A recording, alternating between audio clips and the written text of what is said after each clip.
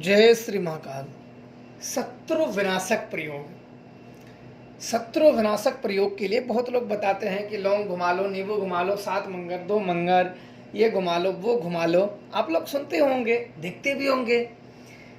तो आप लोग बताइए कि जब शत्रु विनाशक के लिए कोई बोलता है नींबू घुमा लो, कोई कील घुमा लो, कोई क्या क्या घुमा लो, शनिवार मंगलवार क्या क्या बताते हैं। आप बताइए, अगर ये घुमाने से, जो ये सब बताते हैं लोग, अगर यह घुमाने से अगर ऐसे हो जाए तो आधी दुनिया तो ऐसे ही खत्म, नींबू लौंग के ही चक्करों में। मानो हर व्यक्ति के जो पैदा होता है तो अपने वाणियों द्वारा, अपने कामों द्वारा, अपने स्वभाव द्वारा, अपने वचनों द्वारा शत्रु उत्पन्न कर लेता है। ज्यादातर यही कारण होते हैं शत्रु उत्पन्न होने का, अपने कामों द्वारा, अपने स्वभाव द्वारा, अपने वचनों द्वारा, अपने कुछ स्वभाव के कारण शत्रु वो उत्पन्न हो जाते हैं। तो अगर बाबा लोगों की माने तो लौंग घुमा दो, शत्रु आपका परेशान कर रहा है, खत्म हो जाएगा। तो ऐसे हर व्यक्ति के शत्रु रहते ही रहते हैं। तो सब लौंग घुमा ले तो अगर 100% लोग हैं तो 75% तो गए काम से, मर गए। और वहीं वहीं बचे जो लौंग चावल घुमा रहे हैं, लौंग नींबू या, तो ये लोग आप समझ सकते हो। देखो, ये इतना आसान नहीं होता है किसी को दंड देना। नींबू घुमा दो अगला आदमी मर जाए, लौंग घुमा दो। इनके लिए जब किसी का विनाश करना होता है तो सभी को पता होता है नेगेटिव एनर्जी, बोलते हैं ऐसे इंग्लिश में। नेगेटिव एनर्जी मतलब दुष्ट आत्माएं, दुष्ट इंसान भी बोलते हैं। दुष्ट इंसान किसे बोलते हैं? जो किसी को तकलीफ देता हो, किसी को परेशान करता हो। और दुष्ट आत्माएं किसे कहते हैं? जो किसी को तंग करता हो। नेगेटिव एनर्जी, एडवांस लोगों की बातें, नेगेटिव एनर्जी तो ऐसा उच्च लेवल पे नेगेटिव एनर्जी, बाकी इसे बोलते हैं दुष्ट प्रेत आत्माएं। अब क्या होता है कि आप लौंग घुमा लिए, चावल घुमा लिए, अपने ऊपर घुमा दिए, कहीं फेंक दिए, तो इससे आपके दुश्मन पे तो कुछ गया नहीं। कभी कभी होता है कि आपके ऊपर कुछ ऐसे नजर, हाय टुटके या कुछ ऐसे टुटके या काली साया या कुछ ऐसी चीजों का आपके ऊपर सवारी हो गई, आपने घुमाया, आपको आराम हो गया। तो इसका मतलब आप नहीं कि आपको शत्रु को दंड मिल गया है। शत्रु के लिए जब कोई वन देखते हो ना कि किसी के ऊपर मारण चलाते हैं, किसी के ऊपर मूठ चलाते हैं, अगर लौंग से प्रयोग सब होता हो तो मारण मूठ कौन चलाएगा? कोई शत्रु हुआ, हर रोज, हर महीने, हर हफ्ते एक लौंग नींबू घुमाते रहो, कोई भी शत्रु बने, नींबू घुमाओ, खत्म। क्या जरूरी है? अब होता है कि जब शत्रु को परेशान किया जाता है तो नेगेटिव शक्तियों को एकत्रित किया जाता है, जो कि वो क्रूर होती हैं।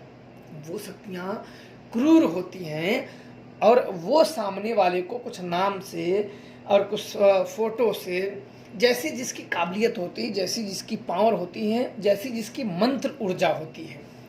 कुछ होते हैं किताब से मंत्र लिए जाते हैं, किसी के कुछ और चीज़ों से, किसी के गुरु मुख से। तो देखो, आप लोग भी जानते हो कि जैसे मंत्र प्राप्त किए जाते हैं फल वैसा ही होता है। कहते हैं ना, ज्ञानी जन कह गए हैं कि चाहे आप किताब से मंत्र लो, वेबसाइट से लो, यूट्यूब से लो, ये सब जानकारियाँ एकत्रित करने के लिए ठीक है। जानकारियाँ जैसे हमारे वेद हुए, शास्त्र हुए, हमारे जानकारियों के लिए है। इसमें नहीं कि तुम यही करो, हमारी जानकारियों के लिए है। पर जो हम करें तो किसी योग्य गुरु के मार्गदर्शन में। सब अपने वेद शास्त्र या बड़े बुजुर्ग भी यही कहते हैं कि किसी योग्य मार्गदर्शक में, क्योंकि जानकारी आप कहीं से ले लिए, क्योंकि जानकारी होना बहुत जरूरी है कुछ काम करने के लिए। पर करने के लिए जब जाओ तो योग्य गुरु का मार्गदर्शक होना परम आवश्यक है। क्योंकि जब कोई व्यक्ति आपको कोई गुरु मान ले, 1000 लोग गुरु माने, तो आप अपने मन से भी एक टोटका हुक दोगे, कील घुमाओ और फेंक दो, कहानी हो गया। अब 20 लोग बेचारे घुमा भी कील लेते हैं कील इसको घुमा भी लेते हैं। ऐसे सब पे काम नहीं करता है। किसी पे 100,000 लोग घुमाएंगे तो किसी पे कुछ आपदा रहेगी, कुछ काली साया रहेगी, कुछ ग्रह दोष रहेंगे। जाहिर सी बात है, संसार की कोई भी वस्तु बिना काम की नहीं है, ये ऋषि मुनि कह गए हैं। तो अगर 1000 लोग घुमाएंगे तो हो सकता है किसी के काम की वो चीज निकल ही जाए और वो ठीक हो जाए। आपने देखा होगा कि अगर बुखार लगा है तो एक ही दवा से सबको आराम नहीं होता है, क्योंकि अलग अलग कैटेगरी से होता है। वैसे यही होता है, एक ही भूत कितना भी बड़े हो, कोई भी हो, एक ही तरीके से सबको नहीं हटाया जा सकता है। आप लोगों ने भी देखा होगा, अगर सब हटा देते तो कोई भूत बचता ही नहीं, और कोई भूत बचता नहीं तो इन्हें पूछता भी कौन? इन्हें पूछता कौन फिर? ये भूतों से तो बेचारे चले हैं। अब आते हैं इन शक्तियों को, जो भूत होते हैं ये भी लोगों को ज्ञान देते हैं। जो पहला पड़ाव होता है इनको भी ज्ञान देते हैं, जानकारियां देते हैं, पर कुछ दुष्ट आत्माएं तो कुछ जीते जीते इंसान ही तकलीफ देते हैं। आप थोड़ा सा कहीं कटु शब्दों का प्रयोग कर दो, देखो शत्रु आपके बन गए। बड़े बुजुर्ग कह गए हैं कि मेरे गुरुदेव जो थे वो बोले थे कि शत्रु और मित्र अपने हाथ में है। अगर किसी को दो बात अशब्द बोल दो, आपका शत्रु तैयार हो गया है, और वही मीठे वचनों का प्रयोग करो तो सब मित्र। तो अपने हाथ में है शत्रु और मित्र। अब यह है कि आपको चाहिए क्या, शत्रुता चाहिए या मित्रता चाहिए?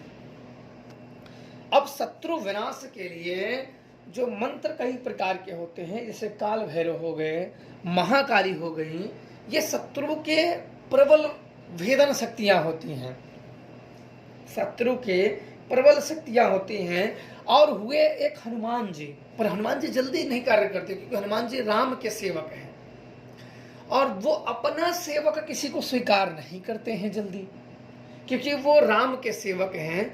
और उनका जब सेवा करने के लिए पहुंचो तो वो थोड़ा सा दूर हट जाते हैं, क्योंकि जब सेवक कोई राजा के दरबार में राजा की सेवा करा रहा, राजा की सेवा कर रहा हो, और दूसरा जो सेवक है उसका भी कोई सेवा लग जाए, तो वो अपने आप को जैसे अधिकारी मानने, हमारा सेवा मत करो, हम जो करो प्रभु की सेवा करो। हनुमान जी तो, उनसे तो बहुत सीख मिलती है, भक्ति की विशालता मिलती है कि किसी भी पक्ष में जाओ। आपने देखा होगा अगर रामायण को ध्यान से, तो उसमें कई बातों से रावण ने, लंकेश रावण ने कई बातों से हनुमान जी को बहलाने फुसलाने का काम किया, पर कैसी भी स्थिति आई हनुमान जी राम की तरफ रहे किसी भी तरीके से। यही स्वभाव इंसानों में होना चाहिए कि एक पक्ष अगर चुन लो, एक पक्ष अगर चुन लो तो चाहे जीवन मिले और चाहे मृत्यु मिले, रहो उसी पक्ष में। यही हमें सीखने को मिलता है महाभारत में। कर्ण को आप देख लो, भगवान श्री कृष्ण, यदि कर्ण को पता था कि हम इस पक्ष में हैं, पर वो रहे कि जिस पक्ष में चुनो, अपनी जान के लिए उड़ उड़ के इधर उधर मत भागो, थोड़े से फायदे के लिए इधर उधर मत भागो, वहीं रहो। हनुमान जी की मैंने सेवा भी की है, उनकी भक्ति भी की है, कई प्रकार से मैंने साधनाएं भी की है, और उनकी कृपा भी है। तो शक्तियों की निर्छल भाव से, अगर कोई शुद्ध शक्तियां हैं तो निर्छल भाव से सेवा करोगे, उनमें रम जाओगे, लीन हो जाओगे उनमें, तो कृपा मिलना ही मिलना है। आप अगर आंख बंद करके कर लिया कि नहीं अब तो हमें रहना ही रहना है, तो क्यों नहीं मिलेगा? आज नहीं मिलेगा, कल नहीं मिलेगा, 1 महीने 2 महीने 4 महीने 6 महीने साल भर, जो व्यक्ति ठान ही ले कि हमें मेहनत करना ही है, कब नहीं, वो व्यक्ति प्राप्त कर ही लेता है। और जब कामना आगे भिड़ा दोगे, अरे हम तो 11 दिन जिप लिए, हमारा तो कुछ हुआ नहीं, वो व्यक्ति भटके हैं। वो व्यक्ति ना यहाँ के रहे ना वहाँ के रहे, वो सिर्फ भटकते रहते हैं। उनके पास नाव तो है पर पतवार ही नहीं है कि किस किनारे लगानी है। तो ध्यान रखना, शत्रु विनाश के लिए कई प्रेत होते हैं, पिशाच होते हैं, नेगेटिव शक्तियां, दुष्ट शक्तियों को भेजा जाता है। और वहीं किसी सज्जन को कोई अगर दुष्ट आत्माएं किसी को परेशान करने के लिए वो भी भेजते हैं, और हटाने के लिए भी हट तो जाती हैं जल्दी, लेकिन उनका प्रभाव काफी समय तक रहता है। उनका एक रूप वहां बन जाता है, एक ऊर्जा निर्माण हो जाती है, जो कि वहां घर वातावरण में कलह का वातावरण कर देते हैं, विनाश का वातावरण कर देते हैं, कई समस्याएं उत्पन्न कर देते हैं। तो वो कई क्रियाओं द्वारा वहां सात्विक हवन किया जाए, कई क्रियाओं द्वारा वो शांत हो जाता है, तो सदा सदा के लिए खत्म हो जाता है।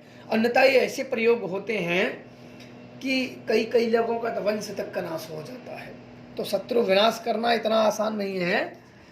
लौंग चावल पे अगर विनाश होते हो तो सब कर ही ले, आधा दुनिया तो ऐसे ही खत्म हो जाए, क्योंकि आधा दुनिया तो एक दूसरे के शत्रु ही है।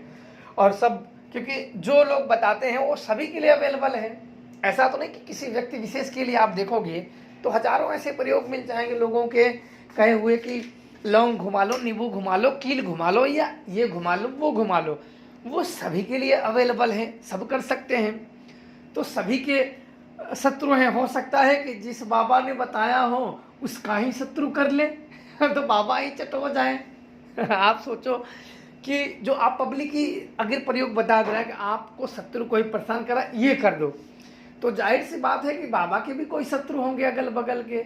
अब बाबा के लिए अगर देख लिए तो बाबा कहीं शत्रु मान के कर लिए तो बाबा भी टपक गए तो देखो, आप लोग खुद ही समझें और जानकारी करें, और खुद ही समझ के आप लोग कमेंट जरूर करें कि क्या सही है क्या गलत है। मैंने आपके सामने रख दिया है, अब कमेंट में आप लोग जरूर बताएं। जय श्री महाकाल।